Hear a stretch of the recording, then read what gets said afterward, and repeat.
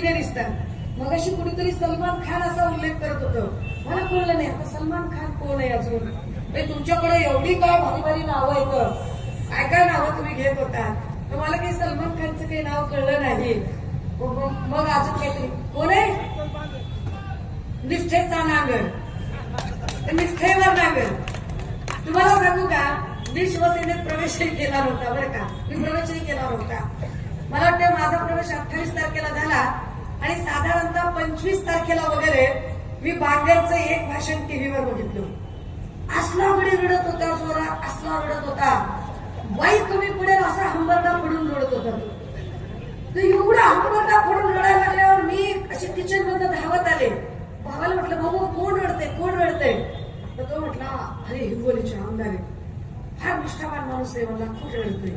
काय झालं, खूपच रडतोय म्हणला. तुम्ही सांगितलं की काही जरी झालं तरी मी जाणार नाही, मी बैमानी करणार नाही, अरे माझ्या उद्धव साहेबांना सोडून जाणार नाही. मी भाऊला म्हटलं, भाऊ हा सगळ्यात आधी पळून जाणार, हा नंबर 1 ला पळून जाणार, हा जेवढा रडतोय हा तेवढा भांगता दिसतोय मला. कारण जे निष्ठावान असतात त्यांना असं आरडाओरडा करून सांगायची गरज पडत नाही. याच्यातल्या लोकांनी पण आरडाओरडा केला नाही ना, नागेश भाऊने आरडाओरडा केला, ना विनायक मिश्र साहेबांनी आरडाओरडा केला, ना इकडे आमचा संदेश भैया आहे, इकडे रुपाली ताई आहे, भैया साहेब आहेत, अनेक माणसं बसलेली आहेत. यांनी काही रडायची गरज नाही हो, आरडाओरडा करायची गरज नाही.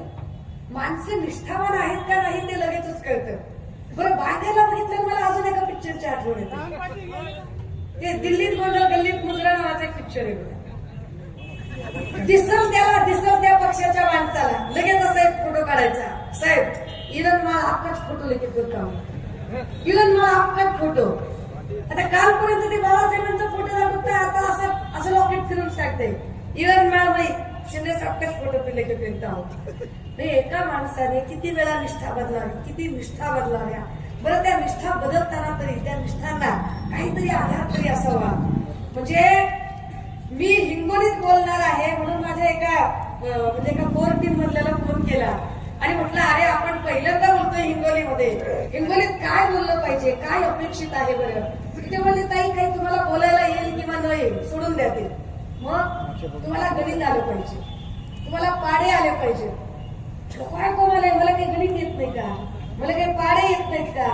मला पाडे येतात, बेकवे बेदुरी 4 बेत्रिक 6 बेचौकार बेपंचेता, मला पाडे येतात. ते म्हटलं, छे असले पाडे नाही, असे पाडे नाही. तुम्ही बांगरच्या इलाक्यात जाताय तर पाडा कसा आला पाहिजे तुम्हाला, एकाकडे छक्का, दुरीकडे सत्या, तिलकड आट्या, चौकाकडे छक्का.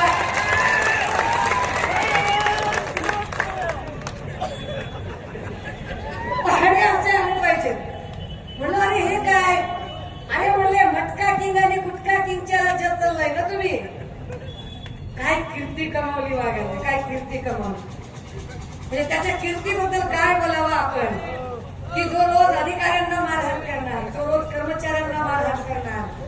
पण मला पोलिसांचं मोठं कौतुक वाटतं या सगळ्यांमध्ये. म्हणजे आमचा एखादा शेतकरी भाऊ जर पीक विमा मिळाला नाही, पीक कर्ज मिळालं नाही, शाळेची शेतातली मोटर बंद पडली, काही कारण असेल, तो एखादा कृषी अधिकाऱ्याकडे गेला, तलाठ्याकडे गेला, तहसीलदाराकडे गेला आणि तिथे जाऊन जर त्याने बोलायचा प्रयत्न केला जरा तरी, तर लगेच ह्या पोलिसांचं 353 चालू असतं तुमच्यावर. 353 टाकेल, सरकारी कामात अडथळा आणला, लगेच 353 चालू. बांगर अक्षरशः अधिकारी कर्मचाऱ्यांना शिव्या घालतोय, मारहाण करतोय. पीआय साहेबांचं काही लक्षच नाही तिकडे. काय माहिती काय चाललंय तुमचं, काय पीआय साहेबांची पोस्टिंग बांगर साहेबांच्या मर्जीनं झाली का काय त्यांनाच माहिती. आपलं उद्या असं आम्हाला काही माहित नाही की तुमची पोस्टिंग कशी झाली काय नाही. परंतु एखादा गरजू माणूस आहे आणि गरजू माणसाने आपलं म्हणणं मांडायला ठरवलं तर लगेच त्याच्यावरती तक्रारी होतात, त्याची लगेच पोलीस केस होते. परंतु आमदार खासदार कायदा हातात घेतात आणि त्यावर कोणी चकार शब्द बोलत नाही. बरं, हे आमदार खासदार कायदा हातात घेतात कशासाठी, तर यांची नेती माफियागिरी चालू ठेवण्यासाठी, यांचे सगळे 2 नंबरचे धंदे चालवण्यासाठी. यांचा दारूचा धंदा चालतो, मटक्याचा धंदा चालतो, गुटख्याचा धंदा चालतो. असं आहे का की पोलिसांना धंदे माहित नाहीत? तुम्हाला वाटतंय पोलिसांना धंदे माहित नाहीत? इकडचे पत्रकार तर काहीच बोलणार नाही. बोलणारच नाही तुम्ही, मला माहित आहे तुम्ही काहीच बोलणार नाही. तुम्हाला असं वाटतंय का की पोलिसांना एकही दारूचा, मटक्याचा आणि गुटख्याचा धंदा माहित नाही, पण तरीही पोलीस त्याच्यावर चकार शब्द बोलणार नाहीत, कारण त्यांची अडचण अशी आहे की माणूस मुख्यमंत्र्याचा आहे. पण पोलिसांना तरी कुठे कळायला लागले की पोलीस खातं ज्या फडणवीसांच्या हातात आहे त्या फडणवीसांचे आमदार तुम्ही ज्या आमदाराचे काम करत आहात त्याच आमदाराच्या दुसऱ्या एका सहकार्यावर पोलीस स्टेशन मध्ये गोळ्या झाडायला लागल्या. धाक किती आहे बघा पोलिसांचा. पोलिसांची नैतिकता टिकून असेल आणि पोलिसांचा धाक असेल तर लोक जरा जरबेने वागतील, पण मुळात धाकच शिल्लक राहिला नाही आणि कायदा आणि सुव्यवस्थेला चूड लागला तर काय फरक होऊ शकतो, काय परिणाम होऊ शकतो, ते परिणाम आपण बघतोय की पोलीस स्टेशन मध्ये खुद्द आमदारच गोळ्या झाडतो आणि त्यावर काही कुणी बोलत नाही. राजे हो, मातृतीर्थ ते शिवतीर्थचा मुक्त संवाद चालू होता. बुलढाणा जिल्ह्यातनं आम्ही चालत चालत चालत पुढे सरकलो. आम्ही सुलतानपूर पर्यंत आलो. काहीतरी 2 दिवसापूर्वी आशिष शेलार काहीतरी बोलले.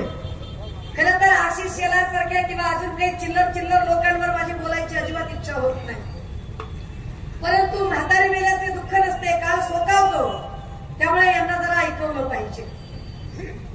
सन्मान्य पक्षप्रमुख उद्धव साहेबांची कोकणात सभा झाली आणि उद्धव साहेबांनी कोकणातल्या सभेमध्ये ब्रिटिश बाणाचा मुद्दा घेतला. त्यावर शेलार म्हणाले की